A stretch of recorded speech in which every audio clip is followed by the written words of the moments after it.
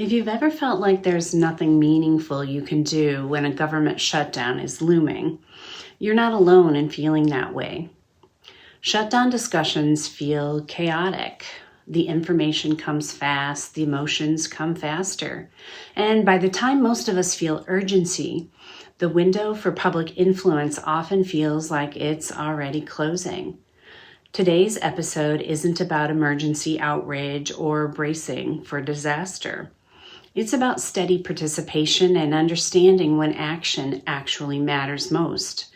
When a shutdown is being discussed in advance, taking action doesn't mean bracing for the worst.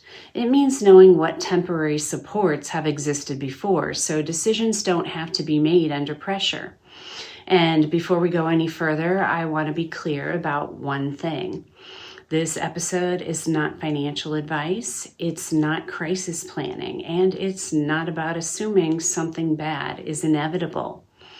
It's about awareness, because options are widest before deadlines. From anyone, we stand American together. When a shutdown is being discussed, it usually means Congress is still negotiating how or whether to fund parts of the government. That process happens in stages. Early in the funding process, often weeks before a deadline, discussions are happening in committees. Draft funding plans are still being written. Different ways of keeping the government funded are still possible. At that stage, lawmakers are usually deciding between a few basic options: passing the full set of appropriations bills, which would fund the government for the year, using a short-term extension called a continuing resolution, which temporarily keeps funding in place while negotiations continue, or deciding which funding bills can realistically move forward first if agreement on everything at once isn't possible. They may also be debating conditions, for example, whether funding is tied to specific policy changes like immigration rules, environmental regulations, or limits on how much can be spent overall. As the funding deadline approaches, sometimes in the final days, those options narrow. Lawmakers begin publicly committing to specific funding approaches or demands. Once those positions are stated publicly, they become harder to change, not because solutions disappear, but because reversing course can carry political costs. That matters because lawmakers making public commitments reduce behind-the-scene flexibility, make compromise harder to explain, and limit how many funding paths remain realistic. Very close to the deadline or after one has already passed, passing full appropriations may no longer be feasible. A continuing resolution may be the only remaining option, or negotiating may shift from how to fund the government to whether funding lapses at all.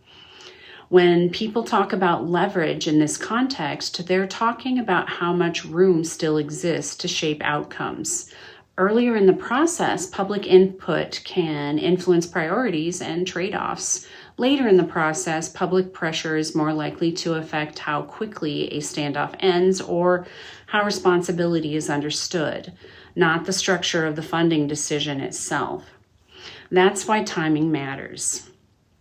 Urgency doesn't mean you're late. It means the process is becoming more rigid. Truth check. Before a funding deadline passes, appropriations decisions are still being shaped. That means representatives are often making judgment calls based on the information they have at the time, including what they're hearing from the people they represent. I want to share a short story here. When my husband and I took our son to Washington, D.C. while he was in high school, we visited our representative's office. Congresswoman Gwen Moore wasn't there that day, but a staff member took time to talk with my son. She explained something that stuck with me. She told him that sometimes before a vote, their office hears very little from constituents. And when that happens, they're left trying to infer what the people they represent might want based on incomplete information. She said hearing directly from constituents, their concerns, their priorities, their questions, helps representatives make more informed decisions. Not because one message decides everything, but because patterns matter. That's why early input matters. Not yelling, not viral outrage, but clear, timely communication while decisions are still being formed. Silence isn't neutral. It just leaves others to guess. Truth check. Once a shutdown actually begins, the situation shifts. At that point, funding authority has already lapsed. That means the core decision, whether to keep the government funded, has already passed its deadline. Public input doesn't disappear, but what it can influence changes. Before a shutdown, citizens' input can help shape which options are chosen. During a shutdown, those options are usually narrower. At that stage, public pressure is less likely to change the structure of a funding deal and more likely to affect things like how quickly leaders feel pressure to resolve the standoff, how responsibility is framed publicly, which issues receive attention once negotiations resume. This is often when public statements, headlines, and social media posts become louder, more emotional, and more urgent. That reaction is understandable. Shutdowns create real stress. They affect real people, and the consequences become more visible. But this is also when misinformation spreads most easily, because incomplete information feels intolerable when people are already under strain. That's why the type of participation that helps looks different during a shutdown. Instead of trying to influence options that no longer exist, citizens' action is often more effective when it focuses on seeking accurate process-based information, avoiding the spread of unverified claims, and keeping attention on resolution rather than blame. Once a shutdown begins, the goal shifts from shaping decisions to shortening disruption. Truth check. This doesn't mean people should disengage. It means expectations need to adjust. Understanding what stage you're in helps prevent frustration and helps people choose actions that still have room to matter. This section explains why thinking ahead, even briefly, can make shutdown discussions less stressful and less reactive. Before we talk about specific examples, I want to explain why this section exists at all. Most people don't realize how much stress comes not from events themselves, but from having to make decisions under pressure. When we haven't thought about possibilities ahead of time, our brains switch into reaction mode. Reaction mode isn't bad, it's protective, but it's fast, emotional, and narrow. When we've already considered a situation, even briefly, our brains don't have to scramble. We're able to think more clearly, ask better questions, and make calmer choices.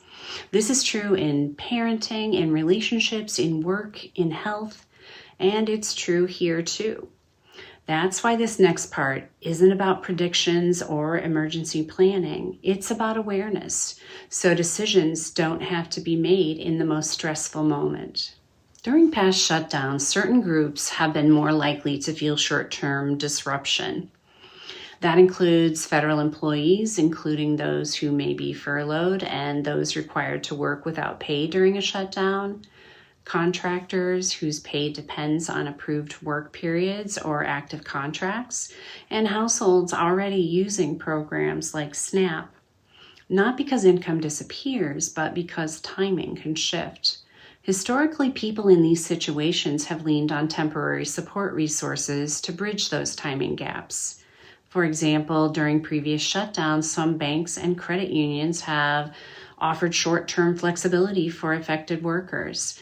That flexibility has included temporarily waiving overdraft or late fees, allowing short payment deferrals, or offering low or no interest bridge loans designed specifically to cover delayed paychecks. These options have existed because in most shutdowns, pay is delayed, not canceled. Knowing that options like this have existed has helped people ask questions early before stress peaks instead of trying to solve everything at once when uncertainty is highest. The same timing issue applies to nutrition programs like SNAP. SNAP benefits are authorized through federal funding, but benefit distribution depends on administrative operations that can be disrupted during a shutdown. When those operations slow or pause, benefit issuance can be delayed, timeline can be changed without clear notice, and communication can be limited or inconsistent. In past shutdowns, some households experienced delays of weeks, not because benefits disappeared, but because the system processing them was affected. That's why advance awareness matters. Not to create fear, but because understanding how delays can happen allows families to plan ahead instead of being caught off guard. None of this guarantees what will happen, but when people understand possibilities in advance, fear has less room to take over, and decisions don't have to be purely reactive. That's not politics, that's human behavior. If shutdown discussions leave you feeling tense, frustrated, or overwhelmed, that reaction makes sense. Uncertainty is hard, especially when decisions feel far away and consequences feel close. But one of the most stabilizing things we can do is understand what stage we're actually in and what kind of action still fits that moment. This episode wasn't about predicting outcomes. It was about reducing the mental noise so you don't have to carry unnecessary stress. Because clarity doesn't require agreement with the outcome or the events unfolding. It just gives us firmer ground to stand on. When we understand the process, we're less likely to react out of fear and more likely to respond with intention.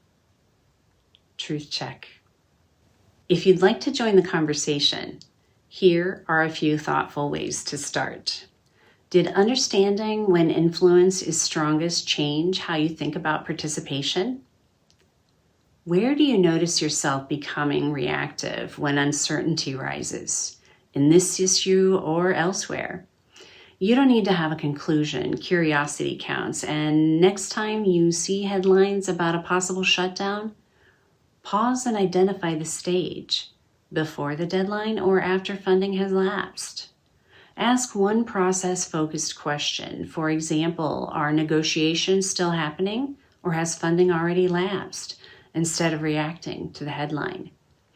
Notice how that shift changes your stress level. You don't have to take action, just practice clarity. This channel isn't about censoring or forcing people to agree. It's about taking the time to listen, understand different perspectives, and approach discussions with thoughtful reflection. Together, I welcome different views, but I expect respect. Disagree? That's great. Explain why.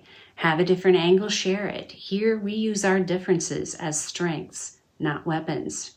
And if you'd like a little extra help shaping your reply, I've linked my 3 Ps in Action comment edition in the description. It's the same process I used myself to pause, pinpoint truth, and proceed with purposeful forethought.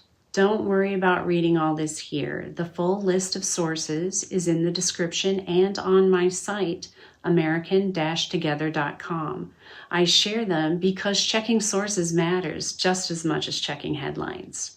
You don't have to be loud to matter. You don't have to react to be engaged. Understanding the moment you're in is often the most powerful first step. Hit the thumbs up, share it with a friend, and join the conversation in the comments. Together, we're not just watching, we're building something. And don't forget to subscribe so you don't miss future episodes. Remember, pause, pinpoint truth, proceed with purposeful forethought. Join the conversation. See you next time.